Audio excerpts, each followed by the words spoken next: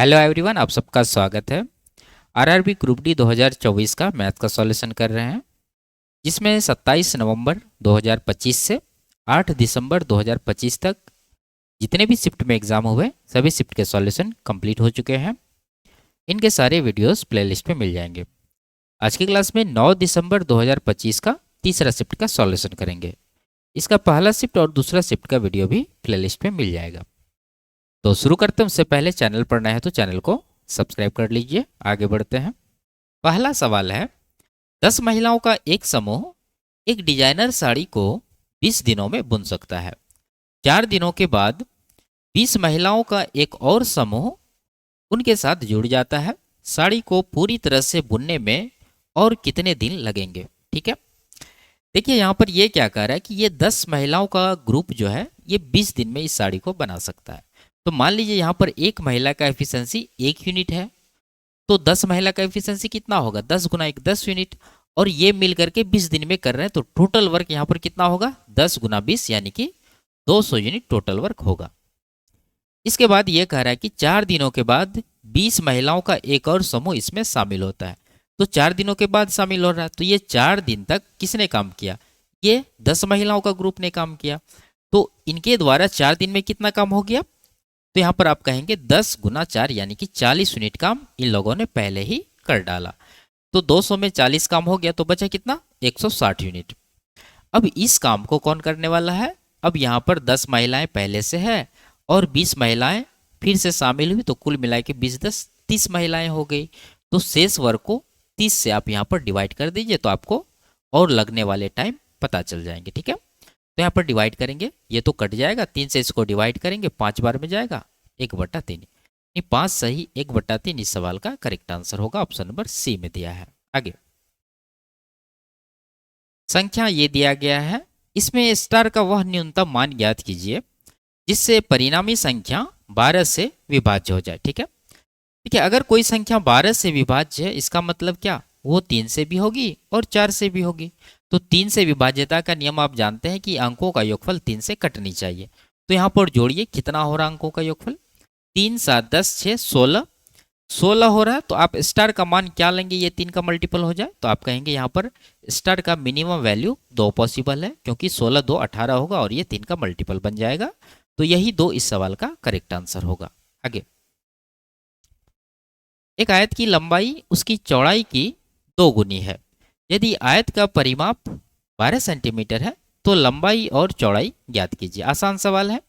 आप जानते हैं कि आयत के परिमाप को अगर 2 से डिवाइड करते हैं तो क्या मिलता है? लंबाई प्लस चौड़ाई। तो डिवाइड करने के बाद आपको मिलेगा 6 सेंटीमीटर, यानी लंबाई प्लस चौड़ाई कितना होना चाहिए? 6 सेंटीमीटर। ऑप्शन देख लीजिए, यहाँ पर 6 3 9 हो रहा है, नहीं होगा। यहाँ पर 6 हो रहा, हो सकता है, ये भी हो सकता है। और यहाँ पर 9 हो रहा है, ये भी नहीं होगा। लेकिन ये कह रहा है कि लंबाई जो है चौड़ाई की 2 गुनी है। तो इन दोनों ऑप्शन में आप देख लीजिए कहाँ पर ये कंडीशन हो रहा है।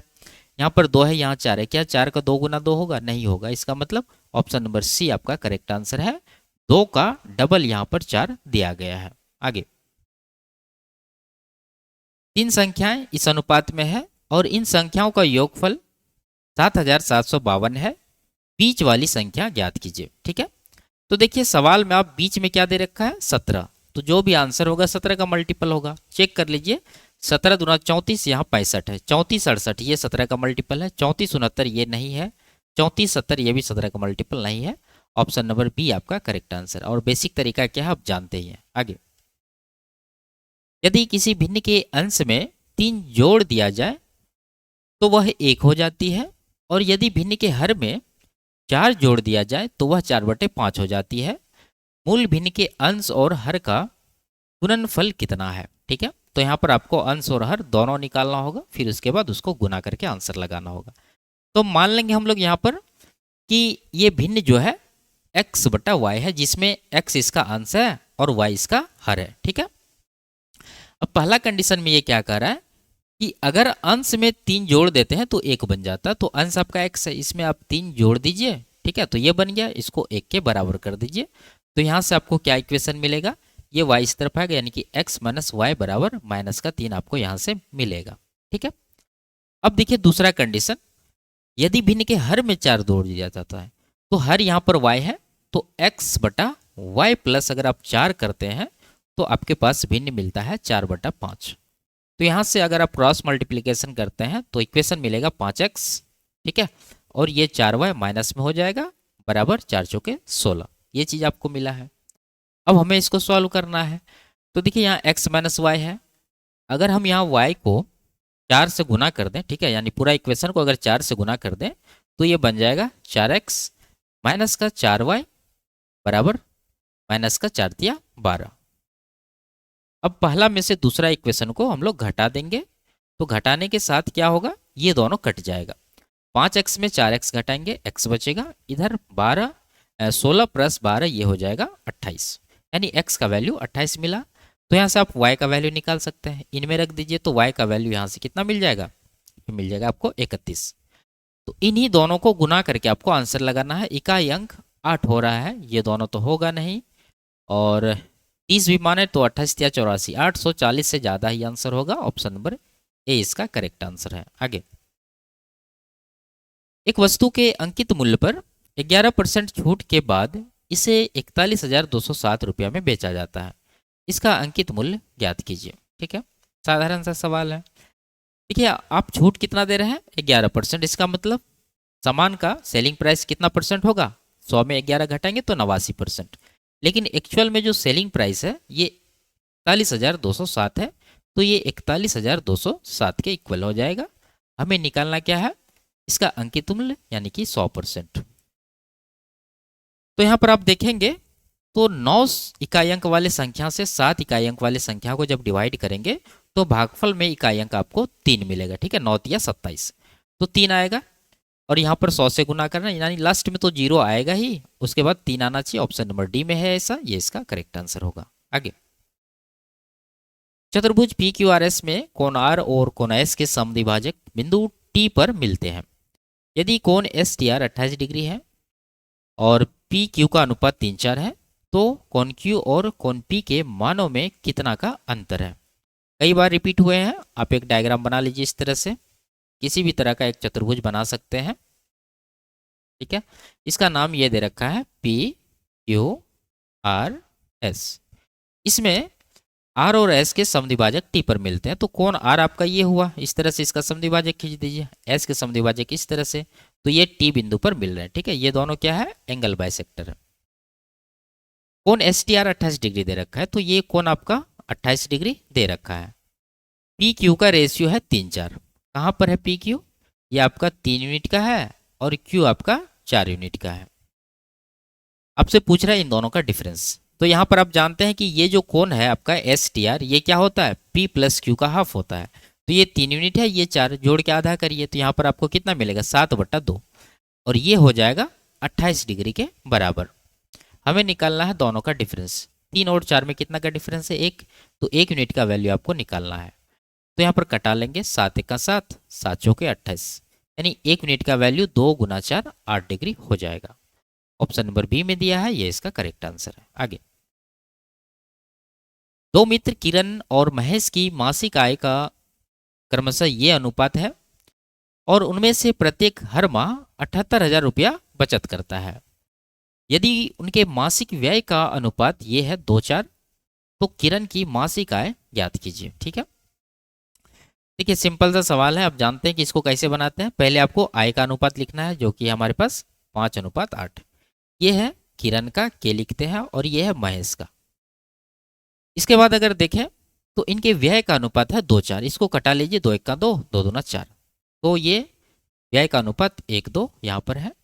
तो आय में व्यय जब घटाते तो हमें क्या मिलता है, बचत, और बचत ये दे रखा है 78,000, तो आप यहाँ पर 78,000 लिख सकते हैं, या फिर 78K कर दीजिए शॉर्ट फॉर्म। ठीक है, इसके बाद क्या तरीका होता है, क्रॉस मल्टीप्लीकेशन करके डिफरेंस। तो यहाँ 10 8 का डिफरेंस 2 होगा। उसी तरह आपको नीचे भी करना है, तो यहाँ पर देखिए बराबर है, तो यहाँ पर डिफरेंस ले लीजिए, 1 आ रहा है, 1 × 78, यहाँ पर 78,000 हो जाएगा, 2 यूनिट का वैल्यू। अब आपको देखना है कि निकालना क्या है। ये पूछ रहा है किरण की मासिक आय, किरण की मासिक आय कितना है, 5 यूनिट, तो 5 यूनिट का वैल्यू निकालना आपको, तो 5 यूनिट का आप निकाल दीजिए। देखिए ये कितना गुना हो रहा है, 39, उसके बाद 3 0 है, तो 39,000 गुना हुआ, इसको 39,000 गुना करेंगे तो 4 × 5 = 200 से 5 कम, यानी कि 195,000, ये एक 1,95,000 इसको हम लोग बोल सकते हैं। ऑप्शन नंबर बी इसका करेक्ट आंसर है। आगे, एक वॉशिंग मशीन की कीमत एक टीवी की कीमत से 40% कम है। यदि वॉशिंग मशीन की कीमत 51% बढ़ जाती है और टीवी की कीमत 15% कम हो जाती है तो 5 वॉशिंग मशीनों और 60 टीवी की कुल कीमत में कितने प्रतिशत परिवर्तन होगा। कई बार रिपीट हुआ है, बना लेते हैं इसको। दो चीज़ है, एक वॉशिंग मशीन है और एक टीवी है। ये कह रहा है कि टीवी से 40% कम कीमत है वॉशिंग मशीन का। आप जानते हैं 40% का फ्रैक्शन 2/5 होता है। अगर टीवी 5 यूनिट का होगा तो वॉशिंग मशीन 2 कम यानी कि 3 यूनिट का होगा। इसके बाद आपको देखना है लास्ट में हमसे पूछा क्या जा रहा है, 5 वॉशिंग मशीन और 7 टीवी। तो वॉशिंग मशीन में 5 से गुना कर देंगे और टीवी में 7 से गुना कर देंगे। अगर ये कटने वाला है तो कटा देंगे, 5 कट रहा है काट देंगे, तो फाइनल रेशियो आपको मिलेगा 3:7 का। अब देखिए कि चेंज क्या है। वॉशिंग मशीन की कीमत 51% बढ़ जाती है तो वॉशिंग मशीन के सामने आपको प्लस में 51% लिखना है। टीवी की कीमत 15% कम हो जाती है तो यहाँ पर आपको माइनस में 15% लिखना है। अब इसको वेटेड एवरेज से निकाल लेना है। 51 या 153% यहाँ पर प्लस में आएगा, माइनस में 15 सतह 105% आया। डिफरेंस कितना का हो रहा है, यहाँ पर आपको 48,553 यानी 48% का डिफरेंस है। तो ये डिफरेंस को टोटल क्वांटिटी यानी 3 + 7 10 से डिवाइड करना है। डिवाइड जब करेंगे तो 4.8% आएगा और ये प्लस में आया है तो यहाँ पर वृद्धि है। ऑप्शन नंबर ए में दे रखा, ये इसका आंसर होगा। आगे, प्रथम 9 अभाज्य संख्याओं का योग कितना होगा। आसान सवाल, बस आपको लिखना रहता है।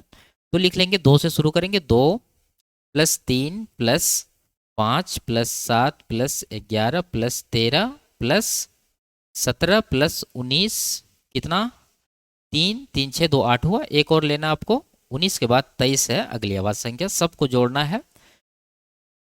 तो आप यहाँ पर इकाई अंक भी देख सकते हैं, सबका अलग अलग है। 2 3 5 5 10, 7 1 8 3 11, 7 18, 8 9 17, 17 3 20, 0 आ रहा है। ऑप्शन नंबर डी आपका आंसर होगा। आगे, निम्नलिखित आंकड़ों का बहुलक ज्ञात कीजिए। ठीक है, तो देख सकते हैं आप यहाँ पर ये दिया है प्रसवावस्था के दिन, यानी ये दिनों का क्रम है 7वां दिन, 8वां दिन, 9वां दिन, 10वां दिन, 11वां दिन। और ये है रोगियों की संख्या। तो आप यहाँ पर देख सकते हैं कि किस दिन सबसे अधिक रोगी आए हुए हैं, यानी यहाँ पर रोगियों का फ्रीक्वेंसी सबसे ज़्यादा कहाँ पर है। तो आप कहेंगे यहाँ पर 8 सबसे ज़्यादा है। तो ये किस दिन आया है, 9वां दिन, तो 9 इसका बहुलक हो जाएगा। ऑप्शन नंबर ए में दिया गया है। ठीक है, आगे, 21 सेंटीमीटर कोर वाले एक ठोस लकड़ी के घन से सबसे बड़ा संभव शंकु बनाया गया है। शेष लकड़ी का आयतन कितना होगा। ठीक है, तो देखिए इस सवाल को आप बिना डायग्राम बनाए सॉल्व कर सकते हैं, इमेजिन करके। नहीं तो समझना आपको, तो चलिए एक डायग्राम बना लेते हैं। इस तरह से सबसे पहले हम लोग एक घन बना लेंगे। ये हो गया आपका घन का एक फलक। इसी तरह का दूसरा फलक भी इस तरह से खींच लेंगे यहाँ पर। ठीक है, इसके बाद आपको कॉर्नर को मिला देना है तो यहाँ पर एक क्यूब बन के तैयार हो जाएगा। अब इसमें से इन्होंने क्या किया है, एक शंकु काट लिया है। तो चलिए एक शंकु इसके अंदर से काटते हैं। तो आपको इस तरह से शंकु का आधार बना लेना है। गोल आधार होगा और इसका केंद्र होगा और ये जो नीचे वाला फलक है इस पर यहाँ पर शंकु का शीर्ष होगा। तो इस तरह से इसको मिला देंगे तो आपको एक शंकु बनता हुआ दिखेगा। ठीक है, आप उल्टा भी बना सकते हैं। तो यहाँ पर अगर आप देखें तो शंकु का त्रिज्या की अगर बात करें तो ये हो जाएगा। ठीक है, और रेडियस ये हो गया शंकु का। अगर इसको आप पूरा मिला देंगे तो ये शंकु का व्यास हो जाएगा। आप देख रहे हैं कि इसका कोण जो है घन का वो 21 दिया है। ठीक है, तो ये शंकु का व्यास भी 21 होगा। तो यहाँ से रेडियस कितना हो जाएगा, 21 का आधा। तो शंकु का जो त्रिज्या है ये 21/2 आपके पास मिला है। इसके बाद अगर शंकु की ऊंचाई की बात करें, ठीक है, ऊंचाई अगर हम इस तरह से खींचे यहाँ पर तो ये ऊंचाई क्या होगा, देखिए ऊपर वाले फलक और नीचे वाले फलक के बीच का दूरी जो कि ये कोर का लंबाई है। तो यहाँ से ऊंचाई आपका हो जाएगा 21 सेंटीमीटर। ठीक है, अब आपको निकालना है ये शंकु कटने के बाद शेष लकड़ी का आयतन। तो इसको निकालने के लिए क्या करेंगे, सबसे पहले आपको ये क्यूब का आयतन निकालना है, ये जो घन है। उसके बाद ये शंकु का आयतन उनमें से माइनस करना है। तो घन का आयतन निकालना आसान है, क्या होता है, ए का क्यूब। ए इसका है कितना, 21। तो 21 का क्यूब कर देंगे, ये आएगा 9261। ठीक है, 92 61 21 का क्यूब आपको ये याद रहना चाहिए। अब अगर शंकु की बात करें तो शंकु का आयतन यहाँ से आ जाएगा 1/3 पाई यानी कि 22/7 इंटू आर स्क्वायर जो कि है 21/2। इसको 2 बार आप गुना करके यहाँ पर रख सकते हैं। और एच है 21। यहाँ पर कटाएंगे, 7 या 21 हो रहा है, 21 से 21 को काट दीजिए, 2 से ये 11 बार में कट जाएगा, 2 से आप इसको काट दीजिए 10.5। अब यहाँ पर आप गुना कर लीजिए, तो ये अगर हम देखें तो 21 गुना 11 231 होता है। अगर 10 से गुना करें तो 231 पे एक जीरो आएगा। अब बात रहा 231 को 0.5 से गुना करने का, तो 231 का हाफ हो जाएगा यानी कि 115.5। तो ये चीज़ अगर आप जोड़ते हैं तो 23 से 24, इधर 25.5 आएगा। अब इनमें से आपको ये माइनस कर देना है, तो माइनस करेंगे तो कितना आएगा? ठीक है, 0.5 तो आएगा ही। ठीक है, पॉइंट के बाद 5 आएगा, उसके बाद 10 में से 5 घटा 5 और देखते हैं तो 68 के आसपास इसका आंसर होगा। ठीक है, तो ऑप्शन नंबर डी में है, ये इसका करेक्ट आंसर है। एग्जैक्ट निकालने के लिए आप घटा सकते हैं। आगे, दो बैंक ए और बी क्रमशः 3.5% और 7.5% साधारण ब्याज दर से ऋण देते हैं। राकेश ने दोनों बैंक से 2,20,000 का ऋण लिया। राकेश द्वारा 4 वर्षों के बाद दोनों बैंकों को भुगतान किए गए साधारण ब्याज की राशि के बीच धनात्मक अंतर ज्ञात कीजिए। कई बार रिपीट हुए हैं। सबसे पहले आपको एक वर्ष का डिफरेंस देखना है। रेट में कितना है? 7.5 में 3.5 माइनस करेंगे तो 4% का डिफरेंस है। टाइम है 4 वर्ष का, तो टोटल डिफरेंस यहाँ पर 16% का हो जाएगा। और मूलधन कितना है? 2,20,000। तो इसका आप 16% निकाल देंगे, कितना आएगा? 16 दूना 32। ठीक है, 32 का 2 यहाँ पर भी है, यहाँ पर भी है, ये दोनों तो नहीं होगा। और 16 दूना 32, 3 35। ऑप्शन नंबर ए इसका करेक्ट आंसर होगा। आगे, किसी वस्तु के क्रय मूल्य और विक्रय मूल्य के बीच अंतर 480 रुपया है। यदि लाभ प्रतिशत 20 है तो वस्तु का विक्रय मूल्य ज्ञात कीजिए। आसान सवाल है। क्रय मूल्य और विक्रय मूल्य का अंतर ही लाभ या हानि होता है, और ये लाभ प्रतिशत दिया, इसका मतलब ये 480 रुपया क्या है? लाभ है। तो हम लोग यहाँ से कह सकते हैं कि ये जो 480 है ये 20% का वैल्यू है। हमें निकालना क्या है? Selling price. अब देखिए 20% के लाभ पर अगर कोई वस्तु बिकता है तो यहाँ पर 120% का इसका सेलिंग प्राइस होता है। तो आपको यही चीज़ निकालना है, तो 120% से गुना कर दीजिए, ये कट जाएगा 6 बार में, 48 गुना 6 करना है। ठीक है, तो लास्ट में 8 आएगा। ऑप्शन नंबर सी में है, ये इसका करेक्ट आंसर होगा। आगे, रंगी ब्लॉकों की कुल संख्या 8,360 है। यदि लाल ब्लॉक का नीले ब्लॉक से अनुपात 1:3 है और नीले ब्लॉक का पीले ब्लॉक से अनुपात 7:4 है, तो पीले ब्लॉक कितने हैं? आसान सवाल, बस आपको यहाँ पर रेशियो कंबाइन करना है। देखिए यहाँ पर देखें तो नीले ब्लॉक 3 यूनिट है और यहाँ पर नीला है 7 यूनिट। तो इक्वल नहीं, तो आप क्या करिए, ये 7 से इसमें गुना कर दीजिए और ये 3 से इसमें गुना कर दीजिए।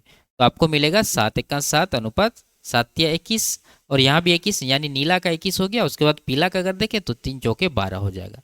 तो ये रेशियो मिला है आपको। इसमें निकालना क्या है? निकालना है येलो का। येलो देखिए तीसरा है 12 यूनिट, और टोटल जोड़ के कितना हो रहा है? 28 + 12 40, और टोटल आपके पास जो है ब्लॉक की संख्या 8,360 है।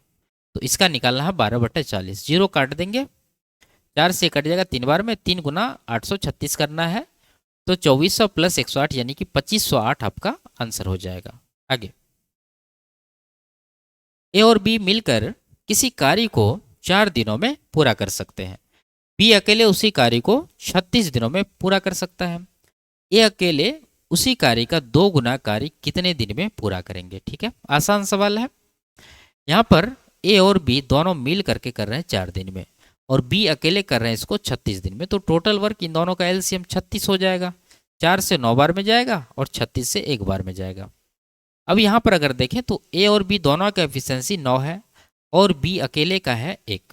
तो ए अकेले का कितना होगा? 9 में 1 घटा देंगे तो 1 आ जाएगा 8 यूनिट। अब इसको काम का 2 गुना काम करना है, तो अभी देखिए 36 यूनिट है, इसका 2 गुना कितना हो जाएगा? 72 यूनिट। अब 72 यूनिट को एक एफिशिएंसी यानी 8 से डिवाइड कर दीजिए तो आएगा 9 दिन। तो यही 9 दिन इस सवाल का आंसर होगा। ऑप्शन नंबर डी में दे रखा है। आगे, एक रेलगाड़ी रेलवे ट्रैक के अनुदिश दौड़ रहे दो व्यक्तियों को पीछे छोड़ देती है। पहला व्यक्ति 12.6 किलोमीटर पर आवर की चाल से दौड़ रहा है, दूसरा व्यक्ति इस चाल से दौड़ रहा है। रेलगाड़ी पहले व्यक्ति को पार करने में इतना सेकंड और दूसरे व्यक्ति को पार करने में इतना सेकंड लेती है। यदि दोनों व्यक्ति रेलगाड़ी की दिशा में ही चल रहे हैं तो रेलगाड़ी की चाल कितनी होगी। ठीक है, तो देखिए यहाँ पर आप जानते हैं कि जब कोई ट्रेन इस दिशा में जा रही है और कोई आदमी भी इसी दिशा में दौड़े जा रहा है, तो इस कंडीशन में इनका जो रिलेटिव स्पीड है, दोनों की स्पीड का डिफरेंस हो जाएगा।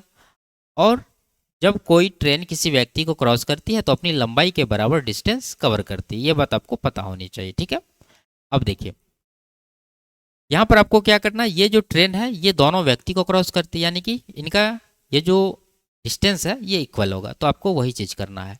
यहाँ पर हम लोग मान लेंगे कि ट्रेन की चाल है x किलोमीटर प्रति घंटा है, तो इनका रिलेटिव स्पीड क्या होगा। पहला व्यक्ति का अगर देखें तो ये चाल दे रखा, तो यहाँ पर हो जाएगा x माइनस 12.6। इस चाल से इस व्यक्ति को पार करने में इतना सेकंड लगता है। तो आप चाहे तो इस किलोमीटर प्रति घंटा को 5/18 से गुना करके मीटर प्रति सेकंड में बदल सकते हैं, नहीं तो आप छोड़ सकते हैं, क्योंकि दोनों तरफ आपको 5/18 से गुना करना होगा, फिर बाद में कटाना होगा, इसलिए आप लिखिए मत इसको। तो यहाँ पर टाइम की अगर बात करें तो यह आ जाएगा 16.8। दूसरा कंडीशन इसी तरह x माइनस इसका स्पीड देखिए 25.2 है, इसका टाइम है कितना 22.4। यहाँ पर 8 से 8 दूना 16 8 एक 8, 8 से इसको कटाएंगे, 8 दूना 16 8 64, 7 से 3 बार में, 7 से 4 बार में। ठीक है, अब गुना कर लीजिए। गुना अगर यहाँ पर करते हैं तो 3x हो गया, यहाँ पर 4x, इस तरफ लिख देंगे x आ जाएगा, और यहाँ पर 12 या 36 और 1.8 ये हो जाएगा 37.8 माइनस में, और यहाँ पर 25 के 100 यानी 100.8 यहाँ से आ जाएगा, इस तरफ लाएंगे तो प्लस में x बराबर कितना हो जाएगा, घटाने के बाद यहाँ से 63 आएगा, और यही 63 x का वैल्यू है जो कि इस ट्रेन की स्पीड है। ऑप्शन नंबर सी इसका करेक्ट आंसर। आगे, यदि हसन और अली की कुल आयु अली और अहमद की कुल आयु से 12 वर्ष अधिक है तो अहमद हसन से कितने वर्ष छोटा है। ठीक है, देखिए लॉजिकली सोचिएगा तो आप आराम से आंसर लगा सकते हैं, 12 वर्ष इसका आंसर होगा। कैसे, देखिए यहाँ पर हसन और अली, यहाँ पर अली और अहमद, इन दोनों का डिफरेंस दे रखा है 12 वर्ष। अगर आप डिफरेंस करते हैं तो यहाँ पर अली और अली कट जाएगा, बचेगा क्या, हसन और अहमद का डिफरेंस, और यही हमसे पूछ रहा है अहमद हसन से कितने वर्ष छोटा है, तो यही 12 वर्ष होगा। ऑप्शन नंबर सी इसका करेक्ट आंसर हो। आगे, इसको सरल करना है तो आप चाहे तो इसको सॉल्व कर सकते हैं खोल करके, नहीं तो x का वैल्यू ले लीजिए। 0 अगर लेते हैं तो यहाँ पर 3 ऑप्शन इक्वल हो जाएगा, तो 1 ले लेंगे। 1 लेने से ये हो जाएगा 2 माइनस 1, 1 का स्क्वायर 1, ये हो जाएगा आपका 1 माइनस 4 माइनस 3, यहाँ पर 5 या 15 माइनस माइनस प्लस का 15, तो कुल मिला के ये 16 आएगा। अब देख लीजिए किस ऑप्शन में 1 रखने पर 16 दे रहा है। अगर 1 रखते हैं यहाँ पर तो 17 2 19 में से 4 घटा 15 आएगा, नहीं होगा आंसर। 15 3 18 में 4 नहीं होगा, 17 3 20 में से 4 घटाएंगे 16, आपका करेक्ट आंसर यहाँ पर मिल जाएगा। आगे, संख्याओं ये दिया गया, इसका समांतर माध्य ज्ञात करना है, तो जोड़ के डिवाइड करना रहता है। तो आप इकाई अंक भी देख सकते हैं, 8 3 11 4 15 8 23 8 31 6 37 3 40 9 49 2 51। ठीक है, 51 का 1 आ रहा है, ठीक है ये नहीं। इसको डिवाइड किससे करना है, कितने नंबर है, 3 3 6 3 9, 9 से डिवाइड करना है। आपके पास संख्या है एक इकाई अंक वाला, तो भागफल में क्या आएगा, आप जानते हैं 9 9 कैसे होता है, तो यहाँ पर 9 आएगा भागफल में।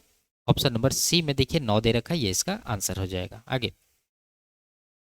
इसका मान ज्ञात करना है, सिंपल सा है। ब्रैकेट को पहले सॉल्व करेंगे, 2 1 3 होगा, 3 से 12 को डिवाइड कर देंगे 4 बार में, यहाँ 4 दूना 8 हो रहा है, 8 प्लस 4 करना तो ये 8 4 12 हो जाएगा। 60 में 12 माइनस करना है तो 48 आपका आंसर बनेगा। आगे, 210 मीटर ऊंचे एक जहाज के मस्तूल की शीर्ष से एक नाव का अवनमन कोण 30 डिग्री देखा जाता है। जहाज से नाव की दूरी ज्ञात कीजिए। आसान सवाल है। ये मान लीजिए ये जो जहाज है इसका मस्तूल का शीर्ष यहाँ है और यहाँ पर जहाज है। इसकी ऊंचाई दे रखा है 210 मीटर। और यहाँ से लेके मान लीजिए कहीं पर एक पॉइंट है, वहाँ पर एक नाव है। अगर इस शीर्ष से इस नाव को देखते हैं तो इसका जो कोण बन रहा है वो बन रहा है 60 डिग्री का। तो ये कोण आपका हो जाएगा 60 डिग्री का। पूछ रहा है कि जहाज से नाव की दूरी, तो ये जहाज है, ये नाव है, इसका दूरी कितना होगा। रेशियो लगा देंगे, आप जानते हैं ये 90 डिग्री होता है, ये 60 है तो ये 30 होगा। 30 के सामने 1 यूनिट, तो 60 के सामने कितना, √3 यूनिट। तो √3 यूनिट का वैल्यू आपके पास 210 दे रखा है। 1 यूनिट का निकालना है तो क्या करेंगे, 210 को √3 से डिवाइड करेंगे, कितना आएगा 70 तिया, तो 70√3 यहाँ पर आपका आंसर होगा। ऑप्शन नंबर सी में दिया गया है। ठीक है, इसको इस तरह से करते हैं, जैसे 70 गुना 3 मन में ब्रेक करना आपको, इसको √3 से डिवाइड करना है। तो √3 से जब √3 को डिवाइड करेंगे तो √3 भागफल आपको मिलेगा। तो अब जाके इसको गुना करके आंसर हम लोग लगाते हैं। आगे 130 मीटर और 190 मीटर लंबी दो ट्रेन है, क्रमशः 96 किलोमीटर प्रति घंटा और 48 किलोमीटर प्रति घंटा के चाल से एक ही दिशा में चल रही है। तेज चलने वाली ट्रेन धीमी चलने वाली ट्रेन को पूरी तरह से पार करने में कितना समय लगेगा। आसान सवाल। आप जानते हैं कि दो ट्रेन जब एक दूसरे को क्रॉस करती है तो अपनी लंबाई के बराबर दूरी जो है यहाँ पर कवर करती है। तो इस कंडीशन में यहाँ डिस्टेंस क्या होगा, 130 प्लस 190 यानी कि 200, 120, 320 मीटर यहाँ पर डिस्टेंस हो जाएगा। और स्पीड, जब दोनों एक ही दिशा में चल रहे हैं तो इनका रिलेटिव स्पीड क्या होगा, दोनों की स्पीड का डिफरेंस। तो 96 48 का डिफरेंस 48 आएगा। अब यहाँ पर आपको एक चीज़ ध्यान देना है कि ये जो है मीटर में है, ये किलोमीटर प्रति घंटा में, इसलिए इसको 5/18 से गुना कर देंगे तो 5 यहाँ रहेगा, 18 ऊपर चला जाएगा। कैलकुलेट करने के बाद आपको यहाँ पर टाइम मिलेगा। तो ये 16 से कट रहा है, 16 तिया 20 बार में, 5 से ये 4 बार में, 3 से इसको 6 बार में, 6 चौके 24 सेकेंड इसका टाइम होगा। ऑप्शन नंबर बी में दे रखा है। आगे किसी वस्तु का अंकित मूल्य उसके क्रय मूल्य से 41% अधिक निर्धारित किया गया है। यदि व्यापारी वस्तु को 13% की छूट पर बेचता है तो उसका लाभ प्रतिशत ज्ञात कीजिए। आसान सवाल है। मार्कअप परसेंट दे रखा है, डिस्काउंट परसेंट दे रखा है, आपको फॉर्मूला लगा देना है। 41 बढ़ा है, प्लस का 41, 13 का डिस्काउंट दिया, माइनस का 13, 1 + 1 माइनस आएगा, माइनस आएगा। 41 गुना 13/100 इतना परसेंट का यहाँ पर चेंज होगा। तो 41 में 13 घटा देंगे, 28 आएगा। उसमें अब यहाँ पर आंसर नज़दीक है तो गुना कर लीजिए, 13 52 1 53, 100 से डिवाइड करेंगे तो 5.33 आएगा। इसमें आपको 5.33 माइनस करना है।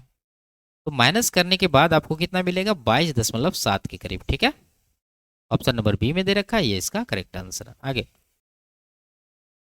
1/20 से 11/90 का कितना प्रतिशत है। आसान सवाल है। यहाँ पर रेशियो ले लीजिए, 0 कट जाएगा। पहले आपको इसको गुना करना है, 9 1 का 9 आएगा, उसके बाद 2 गुना 11 करना है, 22 होगा।